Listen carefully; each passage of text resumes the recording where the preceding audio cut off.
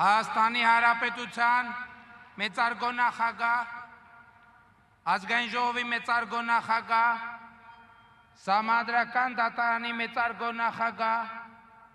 օրենսդիր, գործադիր, դատական իշխանության, տեղական ինքնակառավարման մարմինների հարգելի ներկայացուցիչներ, դիվանագիտական կորպուսի հարգելի ներկայացուցիչներ, պարոնայք գեներալներ, սպաներ, զինծառայողներ, սիրելի քաղաքացիներ, սիրելի ժողովուրդ։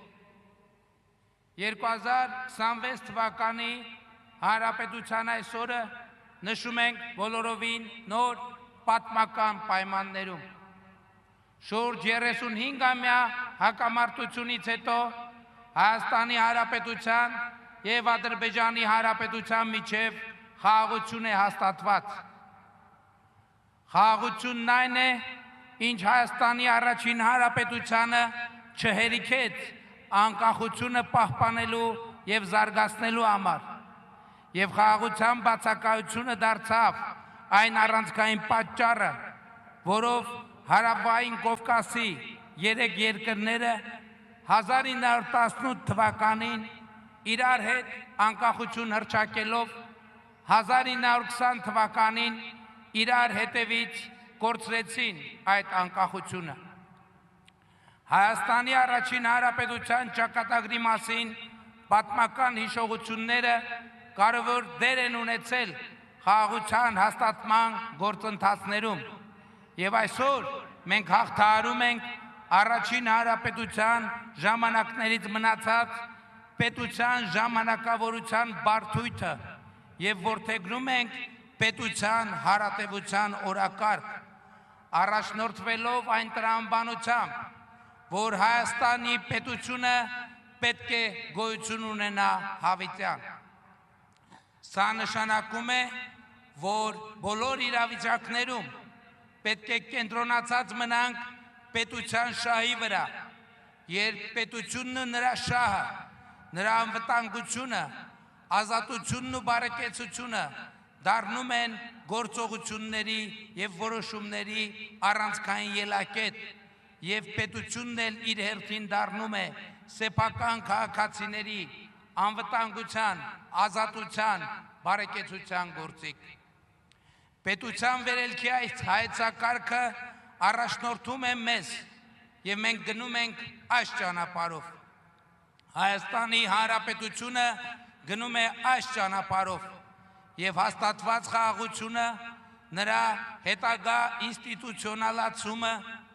պետության իրավական հիմունքների զարգացումն ու ամրապնդումը,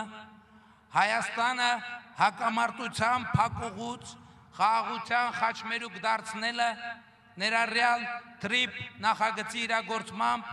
ինչպես նաև քաղաքացիների անվտանգությունը, ազատությունը և բարեկեցությունը ապահովելը մեր ռազմավարական առաջնահերթություններն են։ Այս նպատակների իրագործման համար կարևոր նշանակություն ունի կրթությունը, որը մենք հռչակել ենք ռազմավարությունների ռազմավարություն։ Եվ պետության մասին մեր գիտելիքի խորացումը գալիս է ասելու, որ խաղաղության պայմաններում պետական կարևորագույն ինստիտուտ է բանակը, և այսօր Հայաստանի Հանրապետության բանակը ոչ թե պատերազմի, այլ խաղաղության գործոն է, որովհետև պաշտպանունակ և ուժեղ բանակ չունեցող երկիրը կարող է գայթակղիչ լինել ագրեսիայի համար։ Մենք չենք կարող մեզ դնել նման իրավիճակում, և այսօր մեզ համար պատիվ է 2026 թվականի Հանրապետության օրվա առիթով Հայաստանի Հանրապետության ժողովրդին ներկայացնել այն արդյունքները, որոնց հասել ենք 2022 թվականից ի վեր։ Հայաստանի Հանրապետության մեծարգո նախագահ, Ազգային ժողովի մեծարգո նախագահ, Սահմանադրական դատարանի մեծարգո նախագահ, օրենսդիր, գործադիր, դատական իշխանության, տեղական ինքնակառավարման մարմինների հարգելի ներկայացուցիչներ, Հայաստանում հավատարմագրված օտարերկրյա դիվանագետներ, սիրելի քաղաքացիներ, սիրելի ժողովուրդ, այսօր ձեզ ենք ներկայացնում Հայաստանի Հանրապետության նոր բանակը, նոր սպառազինությամբ, նոր համազգեստով և նոր գաղափարաբանությամբ։ Այդ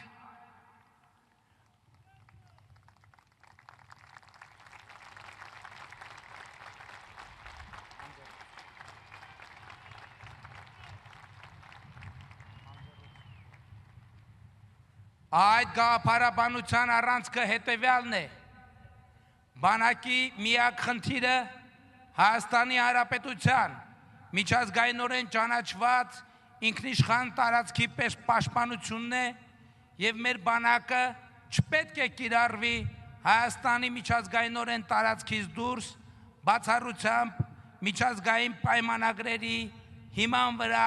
իրականացվող խաղաղապահ առաքելությունների։ Այս մոտեցումն է հնարավոր դարձրել, որ Հայաստանի Հանրապետությունը ունենա այն, ինչ այսօր կտեսնեք։ 2022 թվականից առաջ սպառազինության և ռազմական տեխնիկայի միջազգային շուկաները հիմնականում փակ կամ դժվար հասանելի էին Հայաստանի Հանրապետության համար, որովհետև միջազգային գործընկերները հրաժարվում էին Հայաստանի Հանրապետությանը զենք մատակարարել այն պատճառաբանությամբ, թե համոզված են, որ Հայաստանը այդ զենքը կիրառելու է իր միջազգայինորեն ճանաչված տարածքներից դուրս։ Եվ միայն 2022 թվականի հոկտեմբերի 6-ին Պրահայում ձեռք բերված համաձայնություններից հետո, երբ Հայաստանն ու Ադրբեջանը 1991 թվականի Ալմատայի հռչակագրի հիման վրա ճանաչեցին միմյանց տարածքային ամբողջականությունը, ահա միայն այս համաձայնությունից հետո սպառազինությունների միջազգային շուկան բացվեց Հայաստանի համար։ Այսօրվա զորահանդես հաշվետվության մարտաշարքով կանցնի շուրջ 7 երկրների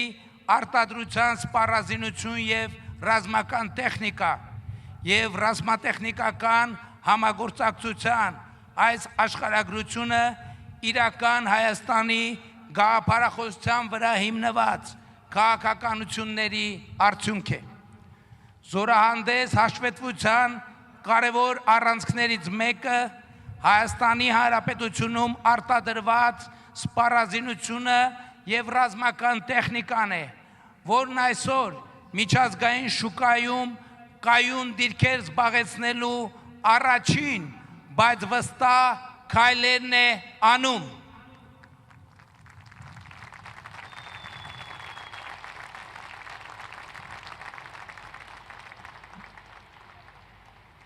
2022 թվականից սկսած Հայաստանի Հանրապետության կառավարությունը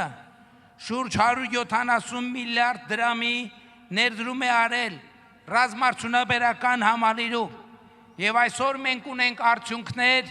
որոնցով կարող ենք հպարտանալ։ Հայաստանի Հանրապետության պաշտպանունակության բարձրացման էական գործոն են նաև մի քանի տասնյակ ամրացված շրջանները, որոնք 21-րդ դարի պահանջներին համապատասխան ամրոց բերդեր են Հայաստանի Հանրապետության պետական սահմանի երկայնքով և ինժեներական մտքի գլուխգործոցներ։ Այսօր հպարտության առիթ է նաև այն, որ զորահանդեսին մասնակցում են կամավոր ատեստավորմամբ իրենց բարձր մարտունակությունը ապացուցած զինծառայողներ, ինչպես նաև պաշտպան հայրենյաց ծրագրի մասնակիցներ, ովքեր ժամկետայինից պրոֆեսիոնալ բանակի անցման գործընթացի կարևոր մասնակիցներ են։ Սիրելի ժողովուրդ, Հայաստանի Հանրապետության բանակի կերպափոխումը ընթանում է մեծ տեմպերով, ինչի համար էական նշանակություն ունի զինծառայողների սոցիալական երաշխիքների համակարգը։ Այսօր Հայաստանում 700,000 դրամ վարձատրություն ստացող շարքային կազմի զինծառայողներ կան եւ կամավոր ատեստավորման շրջափուլերի միջոցով վարձատրությունների ավելացման այս գործընթացը լինելու է շարունակական։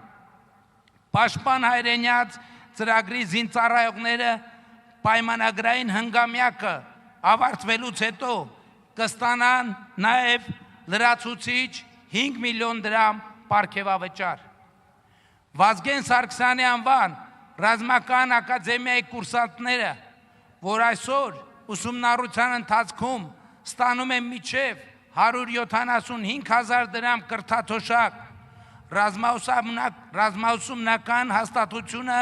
հաջողությամբ ավարտելուց եւ սպայական նշանակում ստանալուց հետո Երևանի գներով հաշվարկված բնակարանի գնման վկայագրեր կստանան կառավարության կողմից եւ այսպիսով մեր սպայակազմի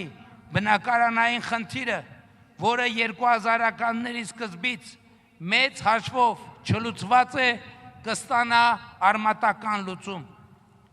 Կառավարությունը բոլորովին վերջերս որոշում ընդունեց առաջիկա 4 տարում Պաշտպանության նախարարության բնակարանային հերթացուցակում 2000-ականների սկզբից հերթագրված շուրջ 2850 ընտանիքների բնակարանային խնդիրը առաջիկա 4 տարում լուծելու մասին։ Ընթանում է զինծառայության մեջ գտնվող անձանց բնակարան ձեռք բերելու համար հիպոթեկային վարկի աջակցության պետական ծրագիրը եւ առաջիկայում այն ավելի կընդլայնվի։ Սիրելի ժողովուրդ, պետական այրեր, այսօրվա զորահանդեսը հաշվետվություն է քաղաքացիներին, թե վերջին տարիներին Հայաստանի Հանրապետությունը ինչ է արել Հայաստանի Հանրապետության պաշտպանունակությունը բարձրացնելու համար։ Բայց այս հաշվետվության հասցեատեր են նաև մեր նահատակները, ում զոհությունների գնով, ում կյանքի գնով Հայաստանի Հանրապետությունը այսօր պետություն է ավելի քան երբևէ, անկախ է ավելի քան երբևէ, ինքնիշխան է ավելի քան երբևէ, անվտանգ է ավելի քան երբևէ։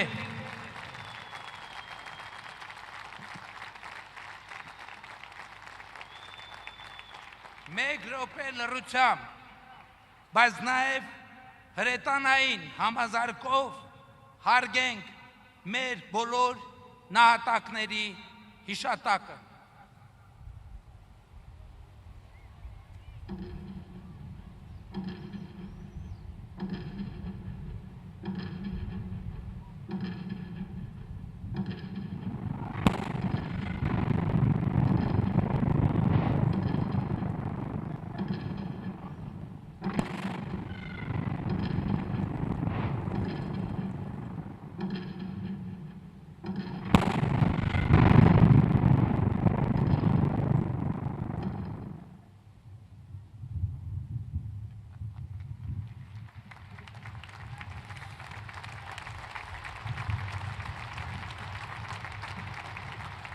Շնորհակալ եմ։ Հայաստանի Հանրապետության մեծարգո նախագահ, պետական այրեր, Հայաստանի Հանրապետության քաղաքացիներ, սիրելի ժողովուրդ, Հայաստանի Հանրապետությունը սերտել է պատմության դասերը, Հայաստանի Հանրապետությունը սերտել է բանակի պատմության դասերը եւ այսօր դուք տեսնում եք, տեսնելու եք այդ ամենի առարկայական արդյունքը։ Հայաստանի Հանրապետության նոր բանակը նոր սպառազինությամբ եւ տեխնիկայով, նոր համազգեստով, նոր գաղափարաբանությամբ, նոր զինանշանով, նոր հոգեբանությամբ եւ նոր մարտունակությամբ։ Շնորհակալություն եմ հայտնում բոլոր պաշտոնյաներին, զինծառայողներին, մասնավոր հատվածի ընկերություններին, մեր բոլոր միջազգային գործընկերներին, ովքեր ներդրում են ունեցել մեր նոր բանակի ձևավորման գործում։ Շնորհակալություն եմ հայտնում նաև Հայաստանում աշխատող, արդյունք ստեղծող, օրենքով սահմանված հարկերը վճարող, հսկիչ դրամարկղային կտրող պահանջող և ստացող բոլոր քաղաքացիներին, բոլոր մարդկանց, ում գեներացված հարկերի շնորհիվ Հայաստանի Հանրապետությունը կարող է իրեն թույլ տալ ունենալ նոր ժամանակակից պաշտպանունակ և ուժեղ բանակ։ Սիրելի ժողովուրդ, Հայաստանի Հանրապետության սիրելի քաղաքացիներ, շնորհավորում եմ բոլորիս Հանրապետության օրվա առիթով։ Հայաստանի Հանրապետությունը պետք է գոյություն ունենա հավիտյան, փառք նահատակներին և կեցցե Հայաստանի Հանրապետությունը։